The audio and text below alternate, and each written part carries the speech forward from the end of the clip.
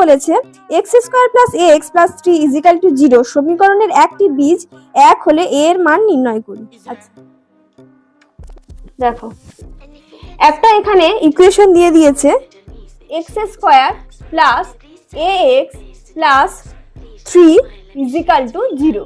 ঠিক আছে, এবারে এর মান নির্ণয় করতে বলেছে যেখানে একটা বীজ 1 বলে দিয়েছে। আচ্ছা একটা বীজ 1 মানে এখানে x এর দুটো মান পাওয়া যাবে। ঠিক আছে, একটা 1 আর একটা কি আমি জানি না।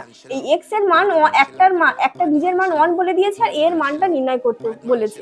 এরকম যখন বলবে না কোনো একটা ইকুয়েশনের একটা বীজ দিয়ে দেবে তখন কি করবে সেই বীজটাকে ইকুয়েশনে বসিয়ে দেবে। একটাকে যদি ইকুয়েশনে বসিয়ে দিই হবে 1 square plus a into 1 plus 3 is equal to 0 implies that 1 plus a plus 3 is equal to 0 implies that a plus 4 is equal to 0 অতএব a is equal to -4। এটাই হবে অ্যান্সার।